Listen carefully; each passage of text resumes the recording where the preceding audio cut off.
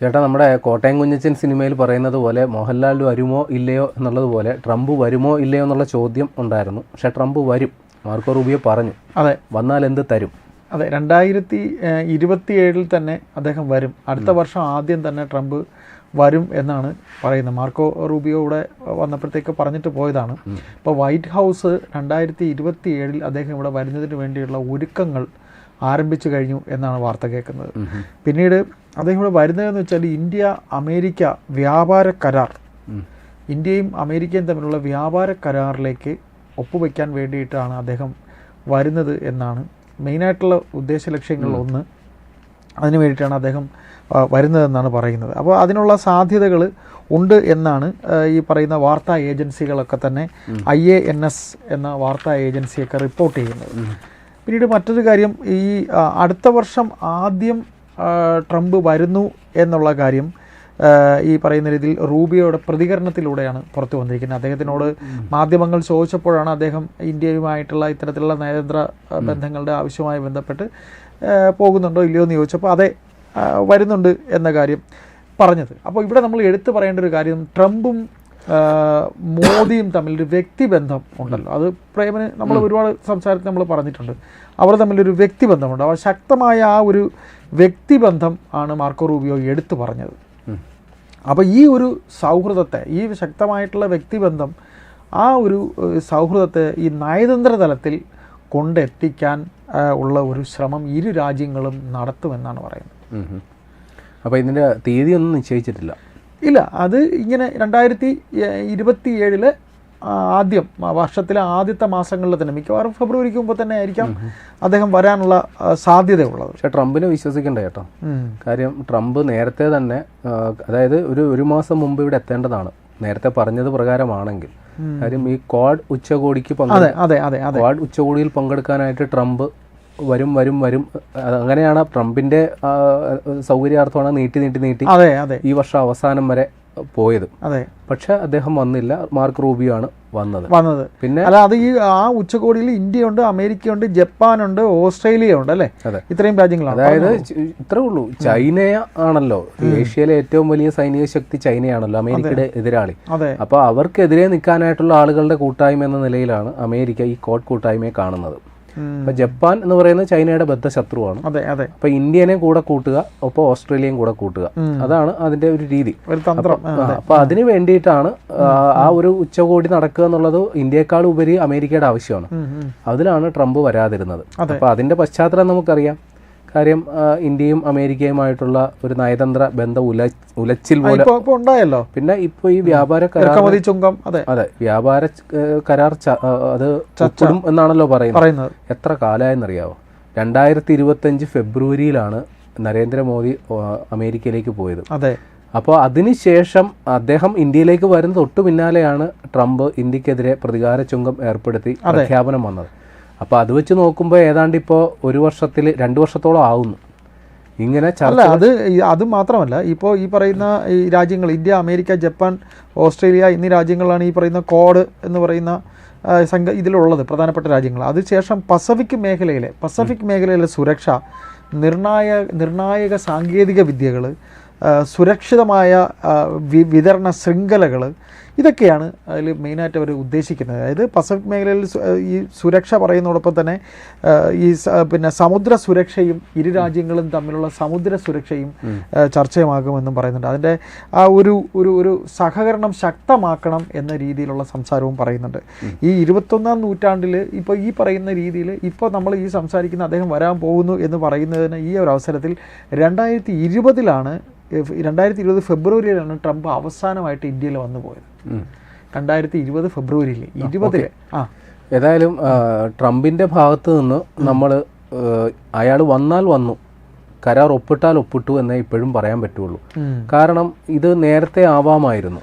ഈ രണ്ട് രാജ്യങ്ങളും രണ്ട് നേതാക്കളും തമ്മിലുള്ള ബന്ധം ഇത്ര വഷളായതിനു ശേഷം അറിയാമല്ലോ അതിന്റെ പഴയ കഥയൊക്കെ. നമ്മൾ ഓയില് നമ്മൾ എവിടുന്ന് വാങ്ങണം, നമ്മൾ എവിടുന്ന് എണ്ണ വാങ്ങണം, നമ്മൾ എന്ത് ചെയ്യണം, ഇത്തരം കാര്യങ്ങളൊക്കെ അമേരിക്ക തീരുമാനിക്കുന്നില്ല. അത് കൂടാതെ ഇപ്പോൾ ഇദ്ദേഹം നരേന്ദ്രമോദിനെ ഏറ്റവും അടുത്ത സുഹൃത്ത്, ഇപ്പോൾ ഏറ്റവും ഒടുവിൽ നടത്തിയ പ്രസ്താവന അദ്ദേഹം ഭയങ്കര ടഫാണ്, കില്ലർ സ്വഭാവമുള്ള ഒരാളാണ് എന്നൊക്കെ മുഖസ്തുതിയൊക്കെ പറയാൻ ഒരു മടിയും കാണിക്കാത്ത ആളാണ് ട്രംപ്. പക്ഷേ കാര്യത്തിലേക്ക് വരുമ്പോൾ ട്രംപ് തനിക്കുണം കാണിക്കുന്ന ഒരു പശ്ചാത്തലമുണ്ട് അദ്ദേഹത്തിന്. അദ്ദേഹം കഴിഞ്ഞ ദിവസം, എൻ്റെ ഓർമ്മ ശരിയാണെങ്കിൽ കഴിഞ്ഞ ദിവസം പോലും ഇന്ത്യ ഈടാക്കുന്ന അല്ലെങ്കിൽ ഇന്ത്യൻ സാധനങ്ങൾക്ക് അടക്കം ഈടാക്കുന്ന നികുതി ഘടനയെക്കുറിച്ച് കൃത്യമായ വിവരം തനിക്ക് എത്രയും പെട്ടെന്ന് കിട്ടണമെന്നൊക്കെ വൈറ്റ് ഹൗസ് ഉദ്യോഗസ്ഥരോടൊക്കെ ആവശ്യപ്പെട്ട ഒരു സംഗതി കൂടിയുണ്ട്. അദ്ദേഹം നിരന്തരമായി ഇന്ത്യയെ അധിക്ഷേപിക്കുന്ന നിലപാടുകൾ എടുത്ത ഒരു ഭരണാധികാരി കൂടിയാണ്. അതിന് ഉദാഹരണ സഹിതം അദ്ദേഹം പറയുന്നത് നമ്മുടെ ഹാർലി ഡേവിഡ്സൺ ബൈക്ക്, ആ ഹാർലി ഡേവിഡ്സൺ ബൈക്കിന് ഇന്ത്യ ഏതാണ്ട് 225% മറ്റോ ടാക്സ് ചുമത്തി അതിവിടെ വിൽക്കണമെങ്കിൽ. അപ്പോൾ എന്തു പറ്റി, ഹാർലി ഡേവിഡ്സൺകാർ അമേരിക്കൻ കമ്പനി ആയിട്ടുകൂടി ഇന്ത്യയിൽ വന്ന് അത് നിർമ്മാണം നടത്തി ഇവിടെ വിൽക്കേണ്ട വന്ന ഒരവസ്ഥയുണ്ടായി. അപ്പോൾ അത് അമേരിക്കയ്ക്ക് വലിയ നഷ്ടം. എന്നാൽ ഇന്ത്യൻ സാധനങ്ങൾ പലപ്പോഴും അമേരിക്കയിൽ നികുതി രഹിതമായി വിറ്റഴിക്കപ്പെടുന്നു. എന്നാൽ ആ ഒരു സമീപനം ഇന്ത്യക്കില്ല എന്ന് പരസ്യമായി ഒരു എന്താ പറയുക, ഒരു പരിഹാസ രൂപേണ പറഞ്ഞുകൊണ്ടിരുന്ന ഒരു കക്ഷിയാണ്. അതേ കൂടാതെ അദ്ദേഹം മുൻ ഭരണാധികാരികളുടെ നയത്തെ പോലും ഇന്ത്യയെ ചാരിക്കൊണ്ട് മുൻ ഭരണാധികാരികളുടെ നയത്തെ ചാരിക്കൊണ്ട് ഇന്ത്യയെ പരിഹസിക്കുന്ന നിലപാട് വന്നു. കാരണം പല മുൻകാലങ്ങളിലെ ഭരണാധികാരികളുടെ നയത്തിൻ്റെ ഫലമായിട്ട് പല രാജ്യങ്ങളും, ഇന്ത്യ അടക്കമുള്ള പല രാജ്യങ്ങളും അമേരിക്കയെ വലിയൊരു മാർക്കറ്റായിട്ട് മാറ്റി പല ഉൽപ്പന്നങ്ങൾ ഇവിടെ വിറ്റഴിക്കപ്പെടുന്നു. എന്നാൽ തിരിച്ച് അമേരിക്കയ്ക്കൊന്നും കിട്ടിയിരുന്നില്ല. അങ്ങനെയൊക്കെ അദ്ദേഹം സംസാരിച്ചിരുന്നു. തിരിച്ചൊന്നും കിട്ടിയിരുന്നില്ല. എന്നാൽ ഞാൻ വന്നതിന് ശേഷം ആ നിലപാടിൽ മാറ്റം വന്നു. അതുകൊണ്ട് ബില്യൺ കണക്കിന് ഡോളറുകൾ ട്രഷറിയിലേക്ക് കൊണ്ടുവരാൻ എനിക്ക് സാധിച്ചു. പിന്നീട് അമേരിക്കൻ സുപ്രീം കോടതി ഇടപെട്ട് അങ്ങനെ നികുതി ഘടന ഏർപ്പെടുത്തിയതിലൊക്കെ ഭരണഘടനാപരമായ തെറ്റുണ്ട്, ട്രംപിന് അധികാരമില്ല എന്നൊക്കെ തരത്തിൽ ഉത്തരവൊക്കെ വന്നപ്പോൾ പിന്നീട് ട്രംപിന് അതിൽ നിന്നൊക്കെ പിൻവാങ്ങേണ്ടി വന്നിരുന്നു. എന്നാലും അപ്പോൾ അതിൻ്റെയൊക്കെ പശ്ചാത്തലത്തിൽ കൂടിയാണ് ഇപ്പോൾ ഇന്ത്യയുമായിട്ടൊരു വ്യാപാര കരാറിലേക്ക് പോകാനായിട്ടുള്ള ഒരു ഘട്ടത്തിലേക്ക് ഇപ്പോൾ അമേരിക്ക കിടക്കുന്നത്. പിന്നെ മറ്റൊരു സംഗതി കൂടിയുണ്ട്. ഇന്ത്യ എന്ന് പറയുന്നത് ഇപ്പോൾ നമ്മൾ പ്രത്യക്ഷത്തിൽ കരുതും രണ്ട് രാജ്യങ്ങൾ തമ്മിലുള്ള നയതന്ത്രപരമായ വലിയ അകൽച്ചയിലാണെങ്കിൽ പോലും രണ്ട് രാജ്യങ്ങളുടെയും വ്യവസായ ശൃംഖലയ്ക്ക് പരസ്പരം ആശ്രയിക്കാതെ നിവൃത്തിയില്ല. കാര്യം ഇന്ത്യ എന്ന് പറയുന്നത് ലോകത്തെ ഏറ്റവും വലിയൊരു ജനസംഖ്യയുള്ളൊരു രാജ്യമാണ്, വലിയൊരു വിപണിയാണ്. അമേരിക്കയിലെ പല കമ്പനികൾക്കും അത് ഒഴിവാക്കിയിട്ട് മുന്നോട്ട് പോകാൻ പറ്റില്ല. അതേപോലെ ഇന്ത്യ എന്ന് പറയുന്നത് ഒരു വലിയൊരു കാർഷിക മേഖല കൂടിയാണ്. ഇവിടുത്തെ വലിയ കാർഷിക വിഭവങ്ങൾക്കും മൂല്യവർദ്ധിത ഉൽപ്പന്നങ്ങളുടെയും ഏറ്റവും ഏറ്റവും അനുയോജ്യമായ വിപണി അത് അമേരിക്ക തന്നെ, സംശയം പറയാം. നമ്മുടെ മൊത്തം കയറ്റുമതിയിൽ ഏതാണ്ട് 20% അമേരിക്കയിലോട്ട് തന്നെയാണ് പോകുന്നത് കാർഷിക വിഭവം. കാര്യം അത് വലിയൊരു മാർക്കറ്റാണെന്നുള്ള തിരിച്ചറിവുണ്ട്. അപ്പോൾ രണ്ട് നേതാക്കൾ തമ്മിൽ ഇത്തരത്തിലുള്ള അകൽച്ചയിലാണെങ്കിൽ പോലും ഒരു വ്യാപാര കരാറിൻ്റെ പേരിൽ അങ്ങോട്ടും ഇങ്ങോട്ടുള്ള ബലം പിടുത്തം അത് രണ്ടു കൂട്ടർക്കും ദോഷമാണ്. എന്നിട്ട് പോലും ഏതാണ്ട് 2 വർഷത്തോളം എടുത്തു ഒരു കരാർ അത് യാഥാർത്ഥ്യമാകാൻ. അപ്പോൾ ഇന്ത്യക്ക് മാത്രമാണോ ഈ പരിഗണന എന്നുള്ളത് നമ്മൾ ചിന്തിക്കണം. പല രാജ്യങ്ങളും നേരത്തെ തന്നെ കരാറായി കഴിഞ്ഞു. അപ്പോഴും ഇന്ത്യയുടെ കാര്യത്തിൽ എന്തിന് ഇത്ര കാലതാമസം ഉണ്ടായി, അത് പ്രത്യേകം പരിശോധിക്കേണ്ടതാണ്. അതായത് ഇന്ത്യയുടെ അത്രയും പോലും എന്താ പറയുക, ഒരു ആർഗ്യുമെൻ്റ്, ഒരു എന്താ പറയുക, വിലപേശൽ ശക്തി ഇല്ലാത്ത രാജ്യങ്ങൾ പോലും അമേരിക്കയുമായിട്ട് ധാരണയിലോ കരാറിലോ ഒക്കെ ആയിട്ടുണ്ട്. അപ്പോൾ പോലും ഇന്ത്യയുടെ കാര്യത്തിൽ ഇങ്ങനെ ഒരു കാലതാമസം ഉണ്ടാകാൻ കാരണം അതൊരു പക്ഷേ ട്രംപിൻ്റെ വ്യക്തിപരമായ വിരോധത്തിൻ്റെ കാരണം കൊണ്ടാകാം. അല്ലാണ്ട് സാമ്പത്തിക നിലയിൽ ചിന്തിച്ചാൽ അല്ലെങ്കിൽ രണ്ട് രാജ്യത്തെയും വ്യവസായ എന്താ പറയുക, ആ രണ്ട് കൂട്ടരുടെയും ആ രണ്ട് വ്യവസായ മേഖലകൾ തമ്മിൽ ചിന്തിച്ചാൽ എത്രയും പെട്ടെന്ന് കരാർ ആകേണ്ട രണ്ട് രാജ്യങ്ങളാണ്. അപ്പോൾ ഇത്രയും നീണ്ടുപോകാൻ ഉള്ള കാലതാമസം ഉണ്ടാകാനുള്ള പ്രധാന കാരണം ട്രംപിനുണ്ടായ ചില അനിഷ്ടങ്ങളും പ്രത്യേകിച്ച് മോദിയോടുണ്ടായ ചില അകൽച്ചകളുമാണ് ഉണ്ടായത്. പക്ഷേ വൈകിയാണെങ്കിലും ട്രംപ് ആ അകൽച്ചകളൊക്കെ മാറ്റി ഇനിയും ഇങ്ങനെ മുമ്പോട്ട് പോയാൽ അത് ശരിയാകില്ല എന്ന തിരിച്ചറിവ് വൈകിയാണെങ്കിൽ അദ്ദേഹത്തിന് ഉണ്ടായി കാണണം. അതായത് 2020 അദ്ദേഹം ഇവിടെ വന്നിട്ട് പോയത്. അപ്പോൾ എത്ര വർഷമായി? ഇത്രയും വലിയ സംഭവങ്ങളൊക്കെ തന്നെ ശേഷമാണല്ലോ ആ ഓപ്പറേഷൻ സിന്ദൂർ. 2020 അദ്ദേഹം വന്നപ്പോഴാണ് നമ്മുടെ ഹൈദരാബാദില് അഹമ്മദാബാദില് നരേന്ദ്രമോദിയുടെ പേരിലുള്ള സ്റ്റേഡിയത്തിൽ വെച്ച് നമസ്തേ ട്രംപ് എന്ന പരിപാടി ഒക്കെ നടന്നത്. അത് ഇന്ത്യ കണ്ട ഏറ്റവും വലിയ ഒരു ആൾക്കൂട്ടമായിരുന്നു ആ സമയത്ത്. അപ്പോൾ അന്നൊക്കെ നമ്മൾ കരുതിയത് ട്രംപും മോദിയും തോളോട് തോൾ ചേർന്ന് സൗഹൃദമായിരിക്കും, തോളോട് തോൾ ചേർന്ന് നിൽക്കുന്ന നേതാക്കൾ എന്നൊക്കെയാണ് നമ്മൾ കരുതിയത്. പക്ഷേ രണ്ടാം ട്രംപ് വന്നപ്പോഴാണ് ഈ ട്വിസ്റ്റൊക്കെ ഉണ്ട്. ഒന്നാം ട്രംപ് വലിയ കുഴപ്പക്കാരനല്ലായിരുന്നു, രണ്ടാം ട്രംപാണ് പ്രശ്നമായത്. അപ്പം അതിൻ്റെ കാരണം അദ്ദേഹത്തിൻ്റെ വ്യക്തിപരമായ ചില അനിഷ്ടങ്ങൾ, പ്രത്യേകിച്ച് ഇന്ത്യയും പാകിസ്ഥാനും തമ്മിലുള്ള ആ വെടിനിർത്തൽ കരാറ് അപ്പോൾ അതിന്റെ മധ്യസ്ഥൻ ഞാനാണ് എന്ന് അദ്ദേഹം അവകാശപ്പെട്ടു. അപ്പോൾ അതിന്റെ പേരിൽ ഉണ്ടായ പ്രതിച്ഛായ ഭംഗം അദ്ദേഹത്തിന്റെ നോബൽ സമ്മാന സാധ്യതയെ പോലും ബാധിച്ചു. അപ്പോൾ അതൊക്കെ ആയിരിക്കാം ഒരു പക്ഷേ ഇത്തരത്തിലൊരു നിലപാട്. അത് മാത്രമല്ല ലോകരാഷ്ട്രങ്ങൾക്കിടയിൽ നമുക്ക് നമ്മുടേതായ പല കാര്യങ്ങളിലും നമ്മുടേതായ ഒരു സ്റ്റാൻഡ് ഉണ്ട്. അതെ.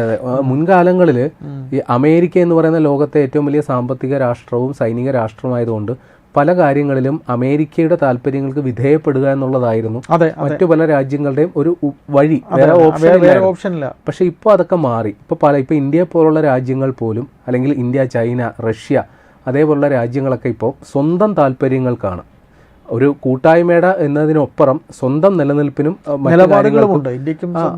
സ്വന്തമായ ചില കാര്യങ്ങൾ തീരുമാനിച്ചു പോകുന്നു. അല്ലാണ്ട് എൻ്റെ കൂട്ടത്തിലുള്ളവരുടെ പ്രശ്നം എന്നതിനപ്പുറം സ്വന്തം കാര്യത്തിൽ എന്താണ് നിലപാടെടുക്കേണ്ടത് എന്ന രീതിയിലാണ് ഇപ്പോൾ ചിന്തിക്കുന്നത്. അപ്പോൾ അതുകൊണ്ട് ആ ഒരു വിലപേശൽ ശക്തിയിലേക്ക് ഇന്ത്യ എത്തിയത് കൊണ്ടാണ് ആ രീതിയിൽ ഒരു എന്താ പറയുക ഉരുക്കുമുഷ്ടിയോടെ ഇന്ത്യയുടെ കാര്യങ്ങളിൽ അമേരിക്ക അടക്കം നിലപാടുകളിലേക്ക് എത്താൻ, അല്ലെങ്കിൽ സൗമ്യതയുടെ മുഖമൊക്കെ മാറ്റിവെക്കാനുള്ള പ്രധാന കാരണം ഒപ്പത്തിനൊപ്പമാകുന്നു എന്നൊരു തോന്നൽ അവർക്കുണ്ടായി. ഈ ഒരു സന്ദർശനത്തിൽ ഏറ്റവും കൂടുതൽ മുൻകൈ എടുക്കുന്ന മാർക്കോ റൂബിയോ തന്നെയാണെന്നാണ് തോന്നുന്നത് അല്ലെ? മാർക്കോ റൂബിയോയ്ക്ക് ഇന്ത്യയുമായൊരു ചർച്ചയിലൊക്കെ താല്പര്യമുണ്ടെന്ന് തോന്നുന്നു അല്ലേ? അല്ല, അങ്ങനെ പറയാനൊക്കില്ല. മാർക്കോ റൂബിയോ എന്ന് പറയുന്നത് ട്രംപിന്റെ കീഴിലുള്ള ഒരു ഭരണനിർവഹണ ഉപാധി മാത്രമാണ്. അദ്ദേഹത്തിന് ഇന്ത്യയോട് പ്രത്യേകിച്ച് താല്പര്യം തോന്നേണ്ട കാര്യമൊന്നുമില്ല. പക്ഷേ ഇന്ത്യയിലെ അമേരിക്കൻ അംബാസഡർ, അദ്ദേഹത്തിന്റെ പേര് സെർജിയോ ഗോർ, അദ്ദേഹം ഇന്ത്യയുടെ കാര്യത്തിൽ പ്രത്യേക താല്പര്യമുള്ള ആളാണെന്നാണ് ട്രംപ് മുമ്പ് പറഞ്ഞിട്ടുള്ളത്. കാര്യം അതുകൊണ്ടാണ് അദ്ദേഹത്തെ ഇന്ത്യയിലേക്ക്, പ്രത്യേകിച്ച് എൻ്റെ സുഹൃത്ത് മോദിയുടെ രാജ്യത്തേക്ക് ഞാൻ അയക്കുന്നതെന്നൊക്കെ അദ്ദേഹത്തെ നിയോഗിച്ചുകൊണ്ടുള്ള സംസാരത്തിൽ അദ്ദേഹം മുമ്പ് പറഞ്ഞിട്ടുണ്ട്. പക്ഷേ മാർക്കോ റൂബിയോയ്ക്ക് ഇന്ത്യയുടെ കാര്യത്തിൽ എന്തെങ്കിലും പ്രത്യേക താല്പര്യമോ മമതയോ ഉള്ളതായിട്ട് എനിക്കറിയില്ല. എൻ്റെ അറിവ് കേടാണെങ്കിൽ ക്ഷമിക്കുക. പക്ഷേ ട്രംപ്, ഞാൻ ഇപ്പോഴും പറയുന്നു, അപ്പോൾ പ്രേം പറയുന്നത് 2027 ഇദ്ദേഹം വരാനുള്ള സാധ്യത വിരളമാണെന്നല്ല, 50-50 ആണ്. കാര്യം ട്രംപ് എന്ന് പറയുന്നയാൾ ഒരു നിലപാടില്ലാത്ത മനുഷ്യനാണ്. ഒരു ചെറിയൊരു കാര്യത്തിന് പോലും അദ്ദേഹം പിണങ്ങി പിരിഞ്ഞു പോകാനുള്ള സാധ്യതയുണ്ട്. നമുക്ക് പറയാൻ പറ്റില്ല എന്താവുമെന്ന്. ഏതായാലും നമുക്ക് കാത്തിരിക്കാം. വളരെ പ്രധാനപ്പെട്ട നയതന്ത്രപരമായ പല തീരുമാനങ്ങളും എടുക്കും, ഇങ്ങനെ പല ഉടമ്പടികളും ഒപ്പിടാനുണ്ട് എന്നൊക്കെ പറയുകയല്ലേ.